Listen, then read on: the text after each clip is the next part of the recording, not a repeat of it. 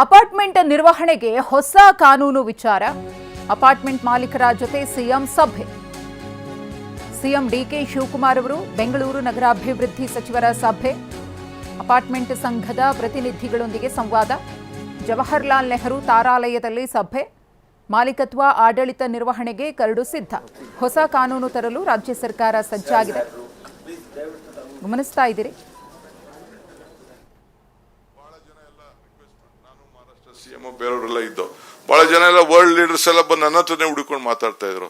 ಆಮೇಲೆ ನನ್ನ ಮಹಾರಾಷ್ಟ್ರ ಅವ್ರು ಕೇಳ್ತಾ ಇದ್ರು, ಡಿ ಕೆ ಯಾಕೆ ನಿನ್ನ ಹತ್ರನೇ ಹುಡುಕೊಂಡು ಬರ್ತಾ ಇದ್ರು. ಆಮೇಲೆ ಅವ್ರು ಫಾರಿನರ್ಸ್ ಇದ್ರು, ಕೇಳ್ದೆ ಅವ್ರಿಗೆ ಇದು ಅವ್ರಿಗೆ ಹಿಂಗ್ ಕೇಳ್ತಾ ಇದ್ರಂತೆ. No, in Bangalore we can work with $1, in Mumbai it is $3.5 ಅಂತ. ಅಂದ್ರೆ space for working is too costly ಇದ್ದಾರೆ ಅಂತ. ಯಾರೇ ಆಗ್ಲಿ ಇಂಜಿನಿಯರ್ಸ್ ಅವ್ರ ಒಂದು $2 ಕೋಟಿ ಒಂದು ಮನೆ ಸಿಗ್ತದೆ ಬೆಂಗಳೂರಲ್ಲಿ.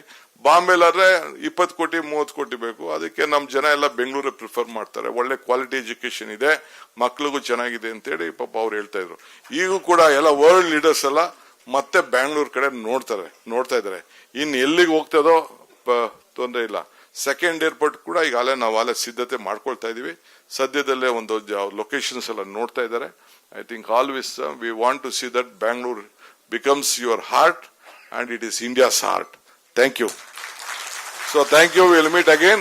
Rest my officers and my honorable minister will complain. Any questions you can ask. Okay, 2 questions sir. 2. ವಿಚಾರಕ್ಕೆ ಮುಕ್ತಿ ಕೊಡಬೇಕು ಅಂತ ಹೇಳಿ ನೀವೆಲ್ಲ ಬಹಳ ಜನ ನನ್ನ ರಿಕ್ವೆಸ್ಟ್ ಮಾಡ್ಕೊಳ್ತಾ ಇದ್ರಿ. ನಿಮ್ಮ ಎಷ್ಟೋ ಅಪಾರ್ಟ್ಮೆಂಟ್ ಬಂದಿದ್ದೀನಿ, ನೀವೆಲ್ಲ ಪ್ರಸ್ತಾವನೆ ಮಾಡಿದ್ದೀರಿ, ನನಗೆ ಕೆಲವರೆಲ್ಲ ಬರ್ದಿದ್ದೀರಿ. ಡೆವಲಪರ್ಸ್ ಪ್ರಾಬ್ಲಮ್ ಕೂಡ ಅರಿವಿದೆ. ನಾನು ಇವತ್ತು ಅವ್ರಿಗೂ ಟೈಮ್ ಕೊಟ್ಟಿದ್ದೀನಿ, ಒಂದು 10 ನಿಮಿಷ. ಅವರು ಏನೋ ನಂತರ ಮಾತಾಡಬೇಕು ಅಂತ ಹೇಳಿದ್ದಾರೆ, ಅವ್ರಿಗೂ ಟೈಮ್ ಕೊಟ್ಟಿದ್ದೀನಿ. ಮತ್ತೆ ಕೃಷ್ಣ ಬೈರೇಗೌಡರಿಗೂ ಮಾತಾಡ್ತೀನಿ. ವಿಲ್ ಆಲ್ಸೋ ಆಸ್ಕ್ ಅವ್ರದ್ದು ಏನು ಆಂಗಲ್ ಇದೆ ಅಂತ ಅವ್ರನ್ನು ಕೇಳ್ತೀವಿ. But we are very firm.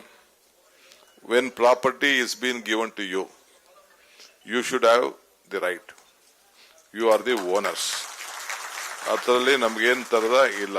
ಎಲ್ಲ ಸಾಧಕ ಬಾಧಕಗಳೆಲ್ಲ ನೀವೇ ಅದನ್ನು ನೋಡ್ಕೋಬೇಕು.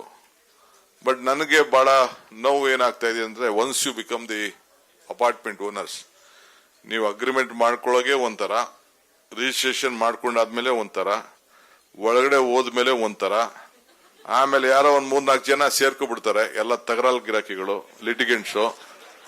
ಅವ್ರು ಬಂದು ಹೆಂಗೋ ಅಸೋಸಿಯೇಷನ್ ಒಳಗಡೆ ಸೇರ್ಕೊಬಿಡ್ತಾರೆ, ಬರೀ ಲಿಟಿಗೇಟ್ ಮಾಡತ್ತೆ.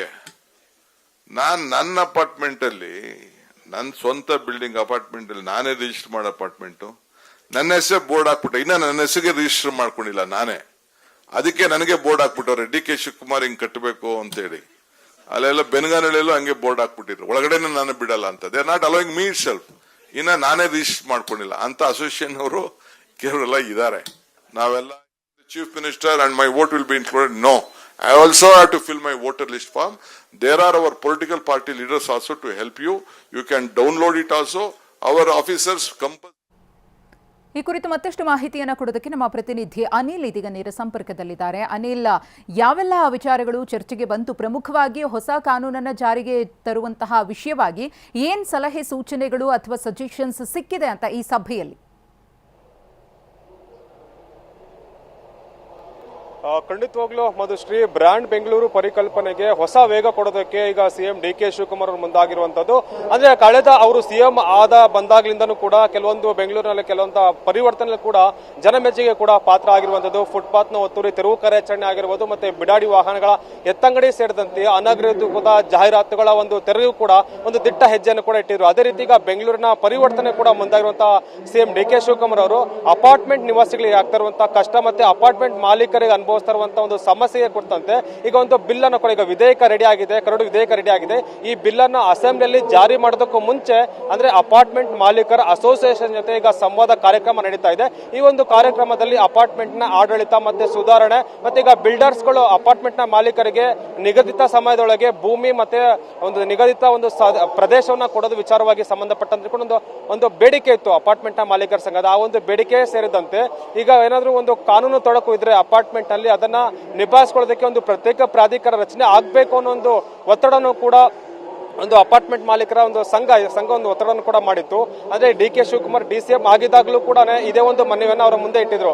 ಆಗ ಸಕಾರಾತ್ಮಕವಾಗಿ ಸ್ಪಂದನೆಯನ್ನು ಕೂಡ ಕೊಟ್ಟಿದ್ರು. ಈಗ ಅದನ್ನ ಕಾರ್ಯಗತ ಮಾಡಿಸುವಂತ ಕೆಲಸಕ್ಕೆ ಸಿಎಂ ಡಿ ಕೆ ಶಿವಕುಮಾರ್ ಮುಂದಾಗ್ತಾ ಇರುವಂತದ್ದು. ಕಳೆದ ಹಲವಾರು ವರ್ಷಗಳಿಂದ ಇದ್ದಂತಹ ಹಳೆಯ ಓಬಿರಾಯನ ಕಾಲದ ಒಂದು ರೂಲ್ಸ್ ಗಳಿತ್ತು, ಅದನ್ನು ಕೂಡ ಸರಿಡ ಮಾಡುವಂತ ಕೆಲಸ ಕೂಡ ಆಗ್ತಾ ಇರುವಂತದ್ದು. ಒಂದ್ ಕಡೆ ಈಗ ಅಪಾರ್ಟ್ಮೆಂಟ್ ಮಾಲೀಕರ ಒಂದು ಸಂಪೂರ್ಣವಾದಂತಹ ಸಲಹೆಯನ್ನು ತೆಗೆದುಕೊಂಡು ಮುಂದಿನ ಅಧಿವೇಶನದಲ್ಲಿ ಈ ಒಂದು ಬಿಲ್ ಅನ್ನ ಅಧಿಕೃತವಾಗಿ ಮಂಡನೆ ಮಾಡುವಂತ ಸಾಧ್ಯತೆ ಹೆಚ್ಚಾಗಿದೆ. ಮಧುಶ್ರೀ, ಧನ್ಯವಾದ ಅನಿಲ್ ತಮ್ಮ ಮಾಹಿತಿಗಾಗಿ.